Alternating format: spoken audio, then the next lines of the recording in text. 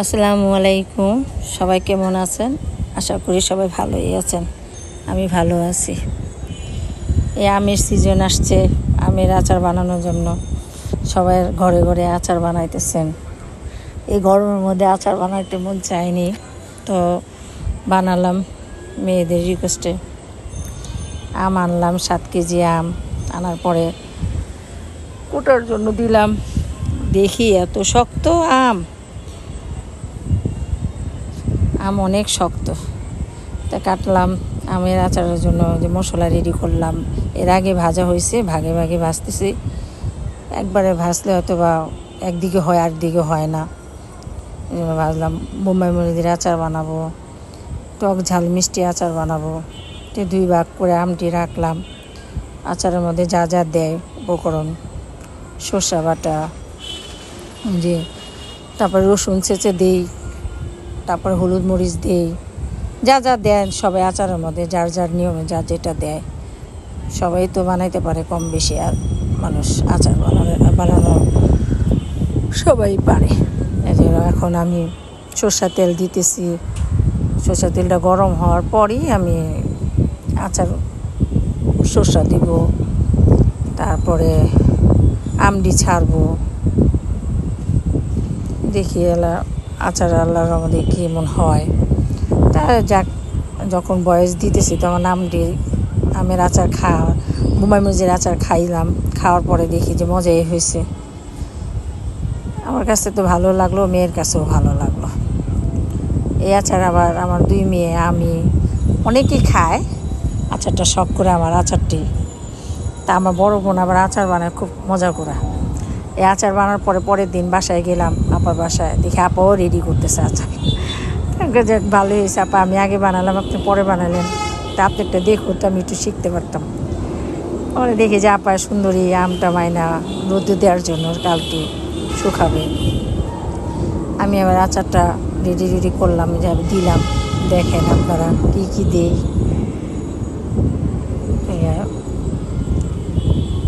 মরিচ দিতেছি, আন্দাজ করে দিলেই হয়, যে যতটুকু ঝাল খেতে পারে। ঝালের সাথে ব্যালেন্স ঠিক করার জন্য মিষ্টিটা দেওয়া হয়, লবণ দেওয়া হয়, একটু হলুদ দিলাম, ধনিয়ার গুঁড়া দিলাম।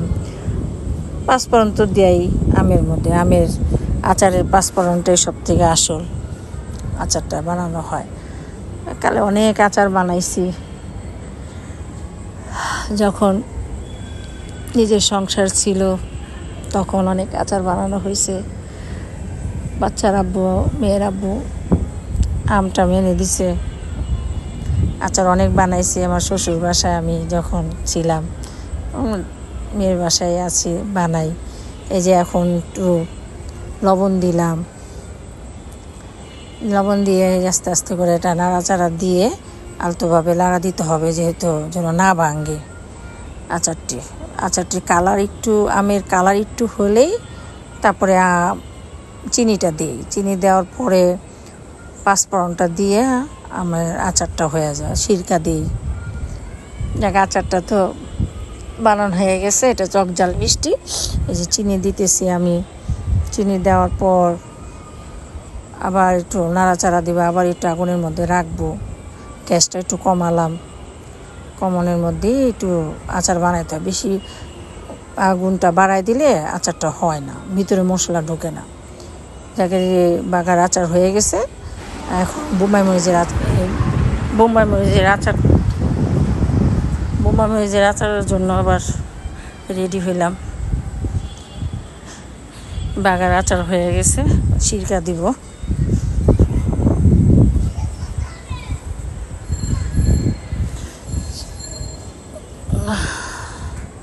পাঁচফোড়ন মাঝখানে একবার দেওয়া হয়েছে, এখন নামানোর আগে একটু পাঁচফোড়ন দিলাম, সিরকা দিলাম। বাগার আচারটা রেডি হয়ে যাওয়ার পর বোম্বাই মরিচের আচারটা ধরবো। এই যে বোম্বাই মরিচের আচারে বাগার আচার হয়ে গেছে। বোম্বাই মরিচের আচারটা রেডি হয়েছে। বোম্বাই মরিচটি ঢালবো। বোম্বাই মরিচটা যখন আমটা হয়ে যায় তখনই তো দেই, একটু যেন মরিচের ধকটা যেন ভিতরে যায়, আমের ভিতরে যায়। আমের ভিতরে গেলে আমটা অনেক মজা লাগে। যখন খাওয়া হয় আমটা তখন যেন মুম্বাই মরিচের গ্যারানটা মুম্বাই মরিচে পোষায় আর কি। এটা হয়ে গেছে। এখন মুম্বাই মরিচের আচারে এটা একটু পাঁচফোড়ন দিব, মশলাটা দিয়ে নামাই ফেলবো। দেখলাম যে হয়েছে কি না, হয়ে গেছে।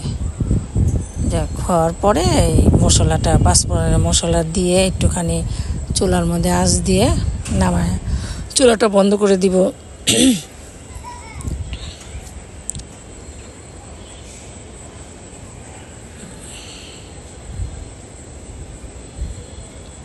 আমটা একটুখানি আধা পাকা ছিল, নরম হয়ে গেছে আমটা। নরম হওয়ার পরে একটুখানি তাড়াতাড়ি হয়ে গেছে, আচারটা গলে গেছে। গলানোর পরে আমটা দেখে মজাই লাগছে। আচারটা যে আমি এটা যখন ভিউ দিছি, আমটা খিচুড়ির সাথে খাওয়া হয়েছে, ভাতের সাথে খাওয়া হয়েছে। মেয়ে বললো মজা হয়েছে। এখন এটা তো যখন ছাড়বো, ছোটো মেয়ে তো দেখবে, দেখে তো বলবো আম্মা আমার, তো ওর জন্য বানিয়ে রাখছি। সব ছোটো মেয়ের জন্য রাখলাম, ওরটা আলাদা করে রেখে দিছি। আর কে আছে? দুইটা মেয়ে আছে, দুইটা মেয়ের তো খাওয়াতেই হইব। আর আচারটা বানানো হয়ে গেছে। বানানো হয়ে গেলে একটু টেবিলের উপরে রেখে ফ্যান ছেড়ে দিব, একটু ঠান্ডা হবে। ঠান্ডা হওয়ার পরে বয়মে ভরতে হবে। যে কালকে সকালে যে রোদ আছে, রোদের মধ্যে বোম্বাই মরিচের আচারটা বানানোর পর আমি লাগে যে মরিচ আমার শরীর হাত পা জ্বলতেছে, অনেক ঝাল।